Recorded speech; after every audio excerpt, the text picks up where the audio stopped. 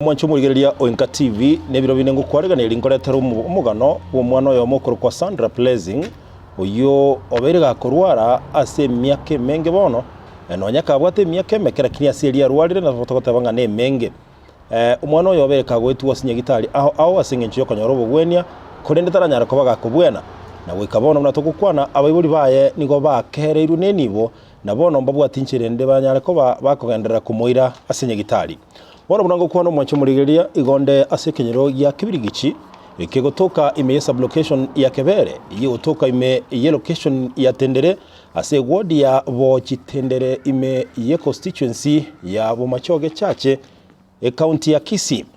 Mwancho murigeria igo tore asenka yo mugakoyomo bale no Mong'ina abugo batemire sana kumurana no mwana wabo kurende mbaranyara konyora ubugwenia boisaine ubuturatebenga umwana yo obwenire kusaba okwabera kigeranto chigutumika eluga yege Swahili mwancho murigeria ekegera abayiburi ababere mbali kunyara kuigwa ekigusibuya na bono umugano ito nabo gochigo chake ngenje kabire lakini ngotura chikoyo chakase eluga yege Swahili ngotu akwareganirie endo tubwatie boikerano. Karibu sana ndugu yangu kwanza. Hebu kwa majina tuambie unaitwa nani? Naitwa Alvis Ouma Otieno. Ndio. Kutoka Omabay County lakini mkazi wa hapa Ogembo. So nimekuwa na mtoto hapa mgonjwa. Ndio. Anaitwa Sandra Blessing. Amegonjeka this is the 4th year. Yes. Hii ni mwaka wa 4. Lakini imemsumbua kwa saa hii anaugua kwa ugonjwa tuligundua ni saratani inayoitwa neuroblastoma. Ina affect nerves. Ndio. Yes. So kwanza kabisa kabla hatujaingia katika hadithi ya mtoto labda utuambie wewe unafanya kazi gani na vile vile hapa ulipo ni wapi na ulijipata huko namna gani maana umesema nyumbani ni kule Homa Bay. Okay, hapa ni kuja kujitafutia riziki. Ndio. Na ile kazi mimi nafanya ni ya welding. Na naishi hapa tu Ogembo. Ogembo nimekaa for around 8 years. Ndio. Yes, sasa ugonjwa ulianza mtoto tukiwa na yeye hapa Ogembo. Around 2018 mwezi wa 7. Ndio. Lakini mtoto mwenyewe alizaliwa mwaka upi? Mtoto alizaliwa 2013 mwezi wa 6. Tarehe 18. Na ukagundua kwamba mtoto amekuwa na ugonjwa mwaka upi? 2018 July. Na mtoto mwenyewe umejaribu kumpitisha hospitali ngapi kwa sasa? Wakati ilimwanza by then tulikuwa Kisumu kidogo kuna jua kali nilikuwa nafanya huko. Ndio. Tulianza na Aero sub county of which macho ndio ilikuwa inaangaliana hivi. Ndio. But hiyo tulipitia. Alafu baada ya muda chache hivi miezi kama 3 hivi ndio tukaona mdomo ikaanza kufura. Of which angeweza kukula kutafuna ile kitu angeweza kutumia ni maji kama maziwa, uji, hayo ndio chakula angeweza kutumia. Ndio. Katika familia yako hii una watoto wangapi? Kwa saa hii niko na watoto 3. Huyo ndio mkubwa. Ndio. So tuseme mtoto ambaye ni mgonjwa kwa sasa ndio mtoto mkubwa ndio kifungua mimba wako. Yes. Yeah. Okay, asante sana. Mpenzi mtazamaji, kumbuka chinzi nilivyokufahamisha ni kwamba tuko katika kijiji hiki cha Kibirigichi kinachopatikana katika location ndogo hii ya Kebere katika location ya Tendere katika ward hii ya Tendere Bochi inayopatikana katika constituency ya maeneo bunge la Bomachoge chache linaloongozwa na Mheshimiwa Alpha Miruka kwa sasa. Kaunti yenyewe ni ya Kisii, na hapa kuna hadithi ambayo kidogo si ya kufurahisha, kwa sababu mtoto mdogo kakumbwa ama kapigwa na ugonjwa, na kusema ukweli chinzi babake amesema Elvis wamejaribu sana yeye na mkewe kupita katika hospitali mbalimbali angalau kupata matibabu, lakini kufikia sasa bado matumaini ni kama yanazidi kudidimia. Sababu gani? Wamekosa hela kabisa. Manake wanasema kwamba wamejaribu kila njia angalau kumsaidia mtoto wao harudi katika afya yake ya kawaida. Tunasema kwamba ni afya nzuri. Ndio maana leo tumekita kambi katika kijiji hiki ili angalau tupate kufanya hadithi hii moja kwa moja, ili angalau tuone kama muhisani atapatikana, angalau mtoto huyu apate kupata nafuu. Sasa hivi hata tukipiga story ndefu, natumai kama hatujamuona mtoto itakuwa ni ngumu sana. Hebu acha tumuone mtoto chinzi anavyoonekana, mwenzangu Elvis. Okay. Acha tumlete mtoto.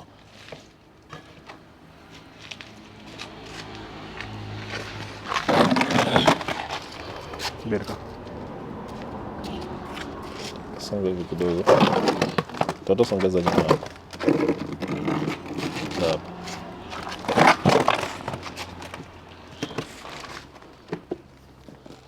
Mpenzi mtazamaji, mtoto tunayemzungumzia kwa sasa ambaye ana shida ni huyu mtoto. Huyu mtoto alizaliwa akiwa vizuri kabisa, buheri wa afya mwaka 2013. Lakini ilipofika mwaka 2018, chinzi ambapo ametuarifu hapa mzazi wake, ni kwamba mtoto akaanza kukumbwa na shida pole pole, shida ambayo iliendelea kadiri muda ulivyosonga. Bwana Elvis, huyu ndio mtoto mmoja ambaye tumezungumzia muda usiokuwa mrefu uliopita. Mtoto huyu umesema umepitisha katika hospitali mbalimbali. Hospitali ya mwisho alikuwa ni gani? Moi Teaching and Referral Eldoret. Na amekaa katika hospitali hiyo kwa muda upi? Tangu mwaka wa 2018 mwezi wa 11. Yes. 2018 mwezi wa 11. So ndo kusema kwamba amekaa katika hospitali hiyo kwa muda wa zaidi ya miaka 3. Yeah. Hospitalini tu? Hospitalini tu, anaenda akirudi, anaenda akirudi. Sasa hospitalini uliambiwa vipi? Kwa saa hii tulipewa referral, ndio kwamba tumpeleke Kenyatta University Teaching and Referral Nairobi. So wakati ilifikia hicho kiwango, tukashindwa tutafanya namna gani. Hela pia imekuwa shida kidogo. Tena kazi pia yenye nafanya ni ya jua kali, inaendanga ikipotea, lakini ikipatikana unapata pesa inazama kwa hospitali. Mkweli. So kwa saa hii hela imenikosa kabisa. Ni usaidizi nilikuwa naomba tu. Mtoto mwenyewe sijui kama amewahi kanyaga shuleni hata wakati mmoja. Mtoto alianza shule 2016. Ndio. Kaenda tena 2017, lakini kufika second term hiyo mwezi wa 7 ndio akalemewa. Ugonjwa ikaanza. Tukaanza kutembea na yeye. So tangu wakati huo hajawahi enda shule. Ile shule tunaweza sema amekuwa akiattend ni ile ya hospitali. Wakati wako kwa music therapy ama pengine wanaitwa na nurses waende waelimishwe kidogo kidogo. Hiyo ndio masomo yenye anaweza kuwa nayo kwa saa hii. So tuseme wakati wake wa mwisho kuenda shuleni ulikuwa ni 2017 second term. 2017 second term. Manake ilipofika mwaka 2018 sasa ikawa kwamba shida yake ilianza kuchipuka. Yes. Sijui kama mtoto mwenyewe anazungumza vizuri. Anaweza zungumza ingawa matamshi yake haitatoka vizuri. Ndio. Juu ulimi haina nafasi. Ndio. Yeah. Juu hiyo uvimbe iko hapo inaendelea kufura ikirudi upande ya ulimi. Kwa saa ile chakula anaweza tumia it's either atumie maziwa, uji na hii mboga ya kienyeji hii mnaita mteretere ama. Hiyo ndio anaweza tumia vizuri. Ni kweli kabisa.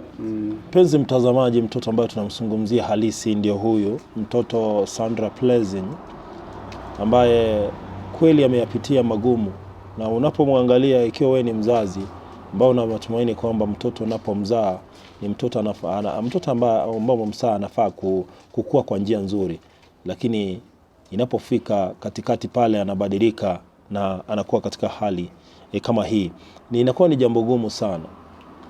Na ndio maana siku ya leo tumeamua kwamba sisi kama INKA TV lazima tutembee mara hapa angalau tupate kufanya hadithi hii ya huyu mtoto mchanga ambaye hajafahamu mengi katika dunia hii. Tunaposema kwamba maisha yanapanda shuka zake, na kama una uwezo wa kumsaidia mwenzako unamsaidia akiwa hai. Sasa hivi mzee Elvis amesema kwamba kile alichokuwa nacho kwa sasa ni kama kimemalizika na hana mbele wala nyuma kwa sasa, ndivyo anavyosema yeye. So Elvis, sasa hivi sijui kama umejaribu kuwafikia viongozi ama tuseme ama ni MC wa pande hii ama kiongozi wa aina yoyote ile kwenye nyumba, iwe kwamba ni pale nyumbani Homa Bay jinsi ulivyosema. Je, umejaribu kuwafikia viongozi kwa njia yote ile? Chenye iko kwa saa hii ni shamra ya siasa. Ndio. Kiongozi kuchukua simu yako inaweza kuwa inakuwa shida. Na tena kabla kusaidie kuna vitu zingine atakuwa anaangalia. Ndio. Ataona kwamba we ni mpigaji kura wa area yake ama iko namna gani. Lakini ndio maana nikakuuliza kwamba mbali na wewe kukaa katika kijiji hiki cha Kibirigichi, tunajua kuna MCA wa area hii, tunaelewa kuna mbunge, na Kenya hii hamna upaguzi, Kenya ni moja. Na vile vile mahali umetoka, umesema umetoka katika county ya Homa Bay. Homa Bay kule unakotoka pia kuna kiongozi. Na huyo kiongozi labda ndo nilikuwa nataka kujua kama amepata habari ukiwa unapita katika hospitali hizi na anajua hali ya mtoto ama labda hajapata habari. Obleta kuna mbunge yote ama mheshimiwa yote nimeinform. Nimekuwa tu nikijipigania tu kivyangu. Na pengine nipate marafiki wengine wa karibu sana, ndio watakuwa wananiokoa kiasi. Ndio. Sasa hivi umesema wewe unafanya kazi ya jua kali. Na hii kazi ya jua kali kusema kweli yezi kukukimu wewe kuendelea labda kupita katika hii hospitali zote. Je, umeshinda ukipata hela wapi ambazo zimekusaidia wewe kupita? Umesema hospitali ya Jaramogi, ukaenda hospitali ya Moi pale, ulianza safari yako na hospitali ya KTRH hapa mjini Kisii. So je, ni nani amekuwa msaidizi wako mpaka sasa hivi? Mwenye amekuwa msaidizi wangu kwa saa hii, kuna wakati tunatumianga NHIF. Ndio. Na kuna wakati hiyo NHIF haitumiki. Kwa sababu kitu kama CT scan NHIF ina cover mara moja. Ndio. Ukienda ya pili hiyo inakuanga cash. Yes. So most of them kuna zingine tunatoanga tu cash. Ndio. So mahali penye pesa inatokanga pengine ni kwa kazi na some other well wishers wenye wako karibu and some relatives. Yeah. Okay. Sasa umesema kufikia sasa hivi hela huna. Je, labda tuseme kuna kiongozi ambaye anakutazama ama mtazamaji yeyote yule ambaye anakutazama kwa sasa. Je, usaidizi wako wa saa ni upi unataka? Kwa saa hii juu tuko na referral letter yenye inatuonyesha inafaa tuende KUTRH. Hospitali yeyote ukienda kama we ni mgeni lazima pesa itumike. Of which wakati pesa inatumika maybe hautakuwa na pesa, hautakuwa you will not be in a position ukuwe na hiyo pesa in cash in hand. So chenye itakuwa ni kwamba kama hautakuwa na huo uwezo, the only thing you will do ni kwamba utaomba usaidizi kwa wale wenye wataguzwa na ile hali yako. So kwa saa hii hata ingefaa tuende hii wiki, ni venye hatuna hela. And that is why hata nimeshukuru venye mmekuja. So in any case tunaweza pata na namna ya kuenda. Tutaenda probably in the next visit. Yes. Labda bwana Elvis nikuulize, je, unapokaa na huyu mtoto katika nyumba yako akiwa katika hali hii, wewe unachizi vipi? Okay, on my side wakati tukiwa na yeye kuna wakati anasikianga uchungu kidogo kidogo of which hawezi akakula. Na unajua furaha ya mzazi ni hali ya mtoto wake awe sawa kiafya. Ndio. Sasa inafikaga hata we mwenyewe huwezi kula. Mafikra inatembea mbalimbali kwa sababu kulingana na zile reports pengine doctors wanakupea kuna yenye nakuvunja roho na kuna yenye inakupea motisha. Good. Yes. Sasa wakati anahisi uchungu hata kwangu kwa nyumba amani haikuangi sana kwa sababu mafikra haikuangi karibu. Labda mnapokaa na wewe mtoto ama labda hayo maswali tutazungumza na mamake mzazi, labda kwa kiasi fulani huenda akaelewa. Kuna manake kuna mengi tu ambayo huenda usielewe, mama huenda akaelewa. Na mtoto huyu sasa hivi ana umri wa miaka 9. Na labda tuseme kimasomo kuna mahali ambao angekuwa amefikia, lakini kwa bahati mbaya akakumbwa na ugonjwa. Penzi mtazamaji, mtoto Sandra Blessing hali yake si nzuri kwa sasa jinsi unavyomuona. Hakuzaliwa namna hii jinsi tulivyokufahamisha hapo awali, lakini ni baada tu ya kuzaliwa kumaliza miaka 2-3 ugonjwa huu ukaanza kuchipuka. Ulisema ni saratani? Yeah, neuroblastoma. Ni saratani jinsi ambavyo umesikia, ambayo inahusiana na zile veins pamoja na arteries za mwanadamu. Nimeletea shida sana mtoto huyu kiasi kwamba kiangalia macho yake yana shida, mdomo wake una uvimbe jinsi unavyoona mpenzi mtazamaji, na hali si hali kwa sasa. Labda unaweza kuwa na usaidizi wa aina yoyote ile. Manake mtoto kama huyu hajui lolote yeye. Si mapenzi yake kuonekana jinsi yalivyo, lakini kwa sababu ya ugonjwa ambao ulichipuka ghafla na kuleta tatizo katika maisha yake. Mtoto amepita katika hospitali mbalimbali. Tunaarifiwa kwamba safari yake ilianza kutoka hospitali ya rufaa ya Kisii, kaelekea katika hospitali ya rufaa ya Jaramogi Oginga Odinga. Wakatoka pale wakafunga safari kuelekea katika hospitali ya rufaa ya Moi mjini Eldoret, ambapo sasa hivi wamepata barua ya kufunga safari tena kuelekea katika hospitali ya rufaa na mafunzo ya Kenyatta. Lakini sasa hii hospitali ya rufaa na mafunzo ya Kenyatta hawajapata njia ya kufika pale. Kisa na sababu ni kwamba hawana hela. Penzi mtazamaji, mtoto ni baraka. Na unapoona mtoto huyu akiwa hali hii, hata yeye hana furaha kwa sababu hali yake si nzuri. Sandra, habari yako? Mtoto mwenyewe anaweza zungumza, sijui kama naweza jaribu nione kama anaweza zungumza na mtoto atuambie anahisi vipi kabla ya kuzungumza na mamake mzazi moja kwa moja, na kisha baadaye tutakuwa tunaangalia baadhi ya stakabadhi ambazo kusema kweli mtoto ameshinda akipita nazo katika hospitali hizi zote ambazo tumetaja hivi leo. Kumbuka hii ni INKA TV. Leo tumeamua kuzungumza Kiswahili kwa sababu ya rafiki yetu Elvis pamoja na bibi yake ya Kinyi, na waelewi, so ikatubidi kwamba kidogo tuchanganye. Labda nitajaribu kuzungumza na mtoto kidogo tu, nisikie kama naweza kuzungumza kabla ya kuzungumza na mamake mzazi, ambaye atakuja na baadhi ya stakabadhi ambazo zitakuwa zinatuonyesha kama ni ukweli mtoto huyu amepita katika hospitali hizo zote ambazo tumesema kwa sasa. Penzi mtazamaji, wacha nijaribu kusikiza mtoto, usikie kama ana uwezo wa kuzungumza, manake anayapitia machungu sana. Sandra, habari yako? Unaendeleaje?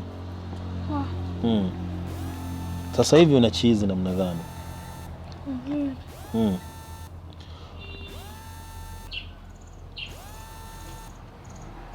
Unasikia uchungu popote? Hausikii uchungu? Unapopumua unasikia ni kama unashindwa? Uko sawa kabisa? Hakuna mahali unasikia uchungu? Lakini unasikia wewe una tofauti? Ni wapi una shida? Hakuna mahali una shida. Mamako anaitwa nani? Happy. Na babaka anaitwa nani? Hakuna mahali popote unasikia uchungu? Unaenda shule?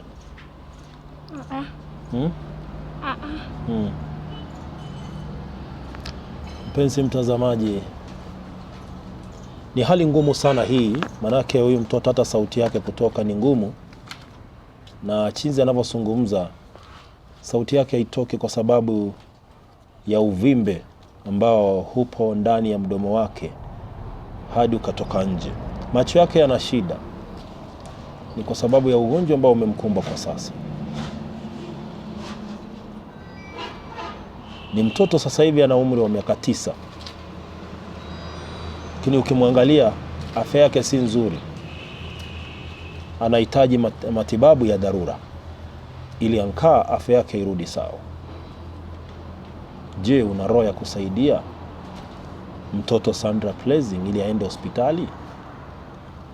Manake tunaarifiwa kwa sasa anafaa kuenda katika hospitali ya rufaa na mafunzo ya Kenyatta. Sababu ambayo imemfanya hajaenda pale ama hajapelekwa ni hela zimekosa. Ni hadithi ambayo hata mimi mwenyewe imenichanganya kwa sababu sijui niseme nini. Manake unapoiangalia hali ya mtoto huyu si hali ya kufurahia. Si hali ambayo unaweza sema kwamba ni hali ya kawaida. Na ukweli ni kwamba wengi wetu tukiwa wazazi, amna mzazi ambaye atafurahi mtoto wake akiwa katika hali hii, ili hali ana uwezo.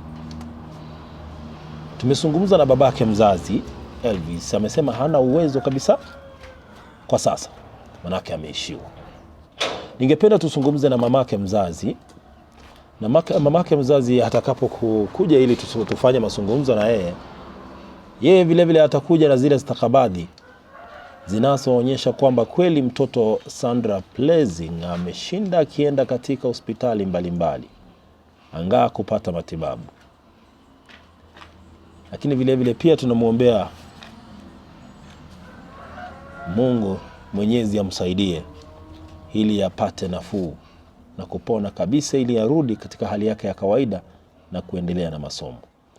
Naomba usicheze mbali kwa sababu kwa muda usiokuwa mrefu toka sasa takuwa nazungumza na mamake mtoto Sandra Plezing ambaye yuko hapo kwa sasa, ambaye hali yake kweli ni ya kutisha.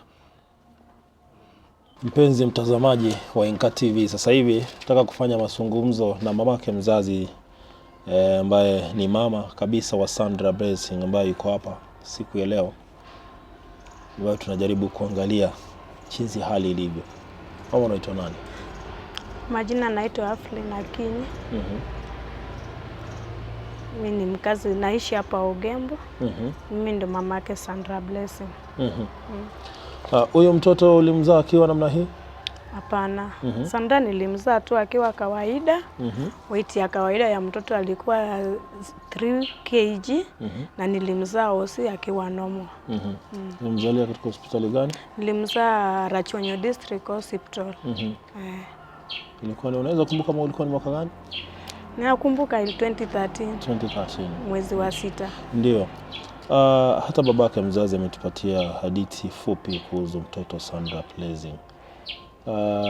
Wewe labda unaweza tupatia story juu ya mtoto huyu, manake wewe ndio mmekaa na yeye kwa ukaribu sana kuliko mzee. Manake unaweza pata mzee kwa kiasi fulani, yeye kaenda kutafuta hapa na pale, na kwa muda mwingi unabaki tu na mtoto. Sandra nikimzaa alikuwa poa. Mpaka akaenda shule. Sasa kufikia 2016 ndio sasa Sandra akaanza kugonjeka. kama alikuwa ni kama malaria ile on and off malaria.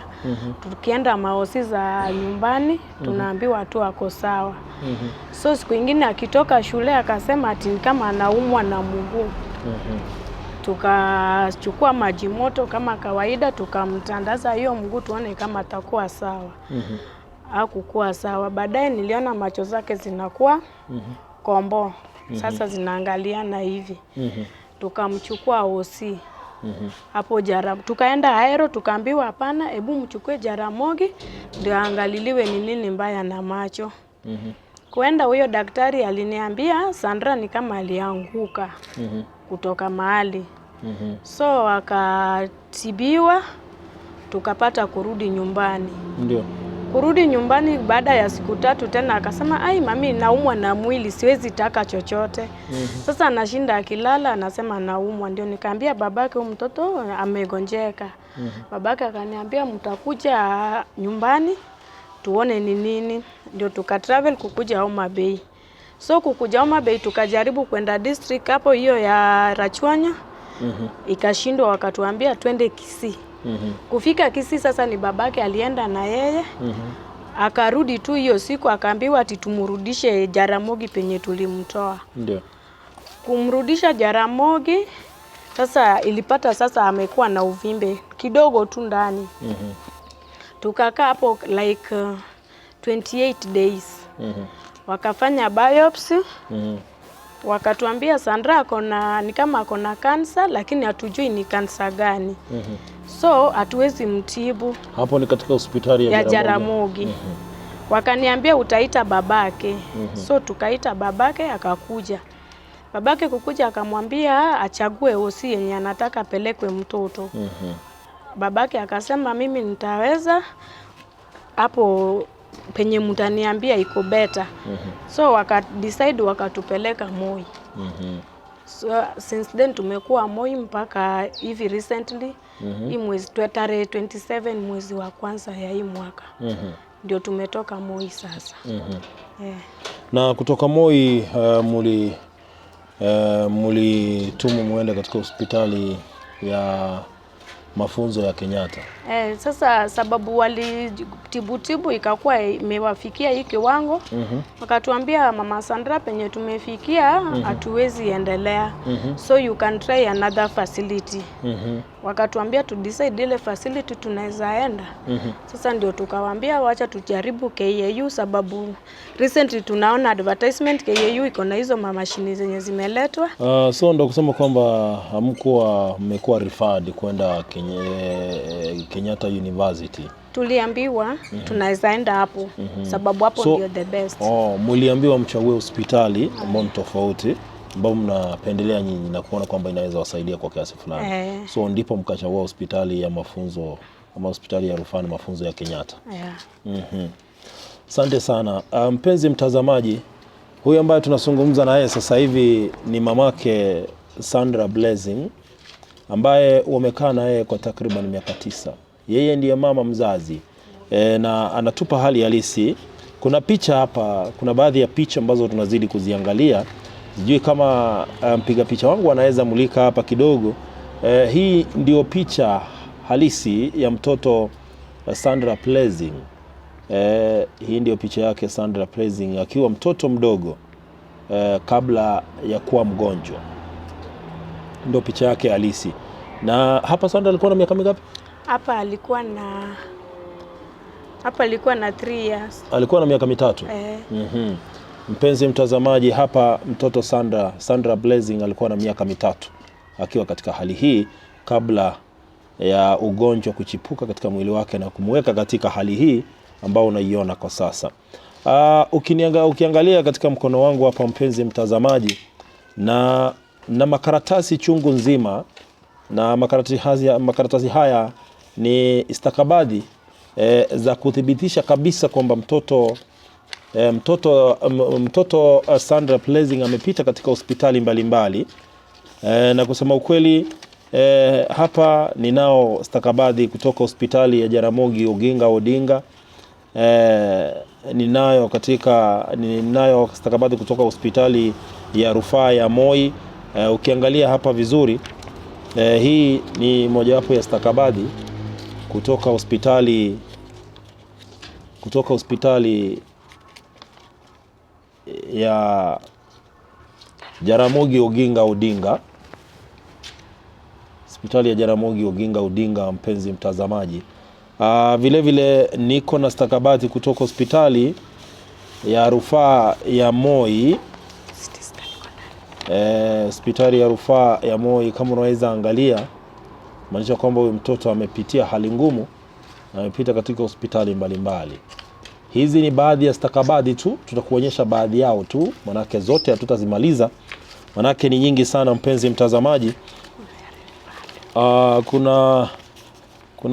Kuna nyingi tu hapa, ziko nyingi, tunajaribu kusaidiana na mamake ili angalau tupate kukuonyesha zile ambazo unafaa kuona kwa sasa. Hii bado ni ya hospitali ya rufaa ya Moi. Na vile vile tuko na barua rasmi ambayo inaonyesha mtoto akiwa amefanyiwa diagnosis yake vizuri. Kiangalia hapa mpenzi mtazamaji, amefanyiwa chemotherapy pamoja na upasuaji kwa kiasi fulani na baadhi ya madaktari katika hospitali hii ya rufaa ya Moi. Kama mpiga picha wangu anaweza labda akachukua picha 2-3 angalau mpenzi mtazamaji upate kuona hali chinzi ilivyo. Na bado tunajaribu kuangalia, sijui nilikuwa najaribu kutafuta stakabadhi kutoka hospitali ya rufaa ya Kisii ili angaa tupate kuangalia, na huko ndiko alianzia. Manake lazima tukuonyeshe ukweli wa mambo kwamba mtoto amepata shida si haba. Sasa hivi nikiangalia hapa, hii bado ni ya Moi. Nilikuwa nataka kuangalia nione kama nitapata ya Kisii hata moja, hospitali ya rufaa ya Kisii. Lakini muhimu mpenzi mtazamaji ni kwamba mtoto huyu amejaribu kupita katika hospitali mbalimbali ili angalau kuhakikisha kwamba anapona. Naona ingine hapa alijaribu kupelekwa katika hospitali moja ambayo inapatikana kule Eldoret, inaitwa Medihill Hospital and Fertility Center. Pia alijaribu kufanyiwa utafiti wa hapa na pale, lakini bado mtoto Sandra Blessing hajapona. Nikiangalia hapa ni kutoka county ya Kisii, Guja Sub County Referral Hospital. Nafikiri hapa ndiye alipelekwa kabla hajapelekwa katika hospitali ya rufaa ya Kisii.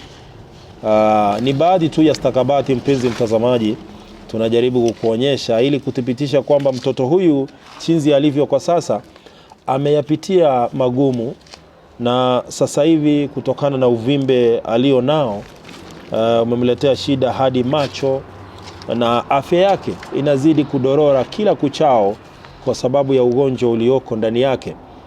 Hivyo ndio kusema kwamba anahitaji matibabu ya dharura ili angaa apate kupona.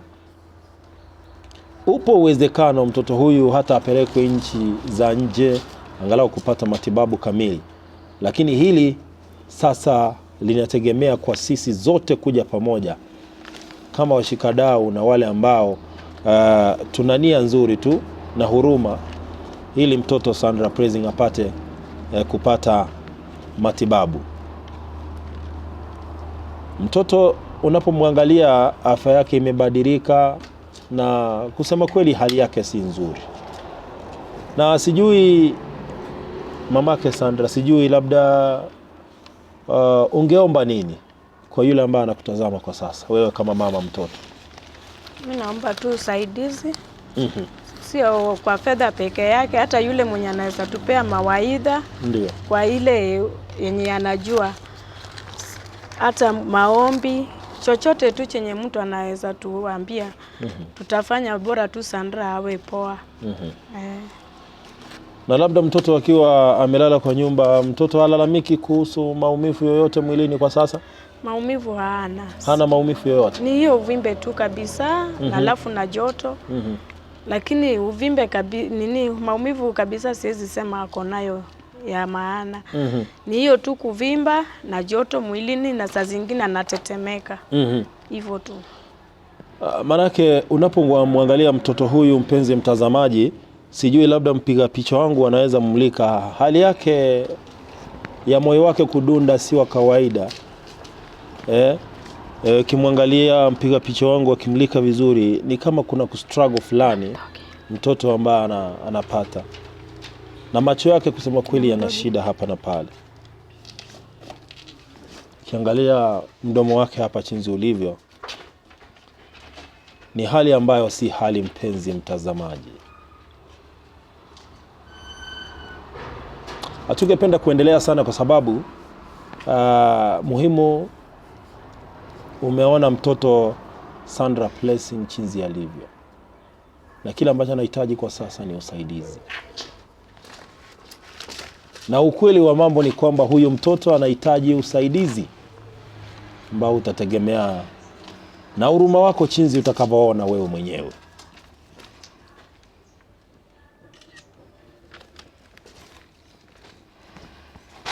Wewe kama mtazamaji wa INKA TV unayetutazama kwa sasa, mtoto Sandra Blessing anakuhitaji kwa sasa ili angaa apate matibabu, iwe ni hapa nchini Kenya ama nje ya nchi ya Kenya. Muhimu hapa ni mtoto Sandra kupona, na tunaamini yanawezekana ikiwa tutashirikiana na kuja pamoja, mimi na wewe. Manake wazazi wake kwa sasa wamesema kweli wameishiwa, hawana lingine wanaloweza lifanya. Na ukumbuke kuna watoto wengine na wao pia wanahitaji chakula cha kawaida. Watoto wapo shuleni na wengine pia wanahitaji karo. So ni hali ambayo si hali tena.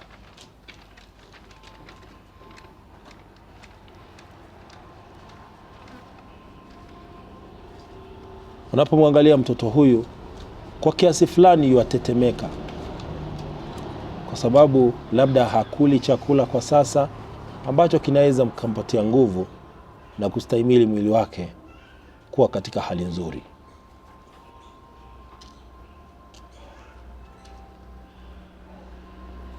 Ni jambo la kusikitisha.